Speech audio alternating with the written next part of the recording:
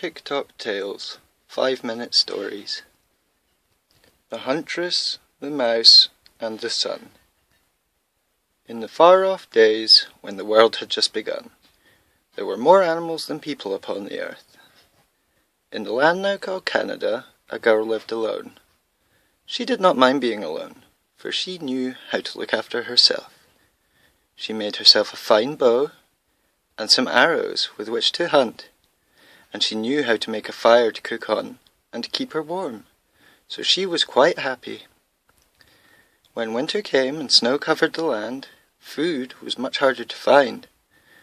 The girl would watch and wait for the great white snowbirds to fly overhead, on their way to their winter feeding grounds. Although it saddened her to have to shoot down these beautiful creatures, they were her only source of food. Every time she shot a snowbird, however, she kept the skin and dried it. Soon she had collected enough skins to make herself a birdskin coat. It was a fine, warm coat, and she was very proud of it. At last it was spring. The sun shone and the snow slowly melted away. Everywhere little green shoots appeared. The distant hills looked inviting in the bright sunshine, and the girl wondered if the people were living on the other side.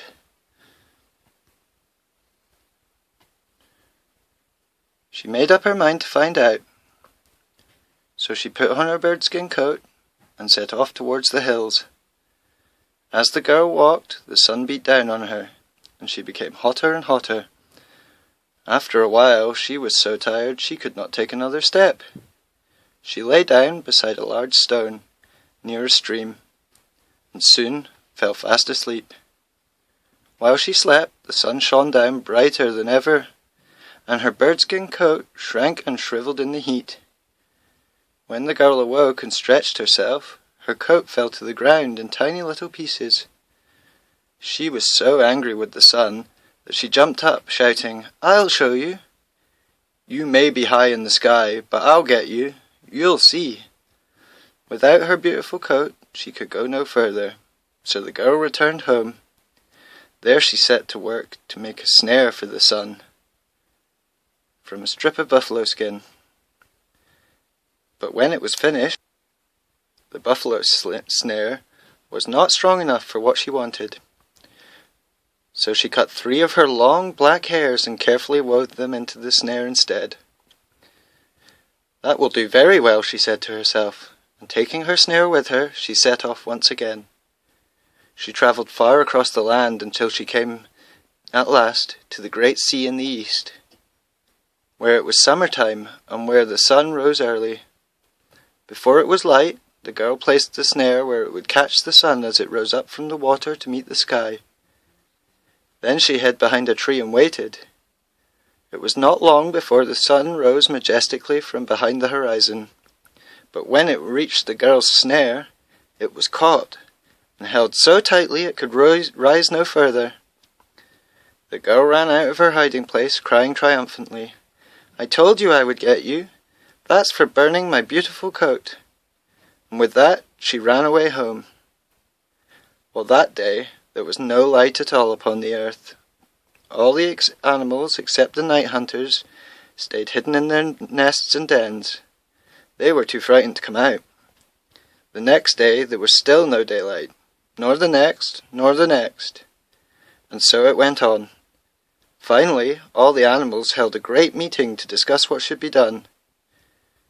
A goose flying over the great sea had seen the sun trapped in the girl's snare, and he told the others what had happened.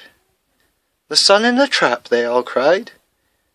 "Then it will never be daylight again. What shall we do?" They decided that someone would have to break the snare to set the sun free. But who would undertake such a dangerous task? The heat of the sun was so great that whoever tried to get close enough would be badly burned. After much discussion, they agreed that they should draw lots, and the woodpecker was picked to go. Off he flew to the edge of the great sea. Closer and closer to the sun he went, until he could just reach the snare with his beak. He pecked and pecked at it until his head was burned red by the sun, but the girl's hair was too strong for him to break. Eventually he had to give up, but ever since that time, the woodpecker in Canada has had a red head. "Someone else will have to go," cried all the animals when the woodpecker returned. "Leave it to me," said the mouse. He was king of the animals, for in those far-off days he was the biggest and strongest of them all. He set off immediately, and with his long powerful legs, soon reached the edge of the great sea.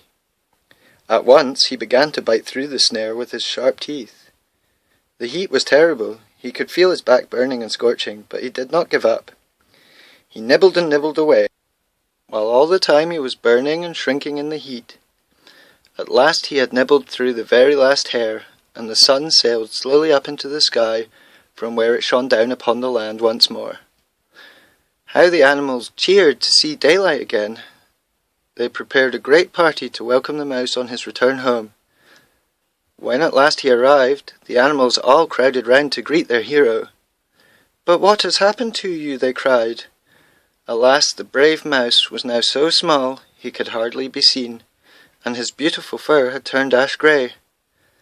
Ever since then, the mouse has been one of the smallest animals, but because of his courage, the sun has been able to shine and bring daylight to the whole world. The end.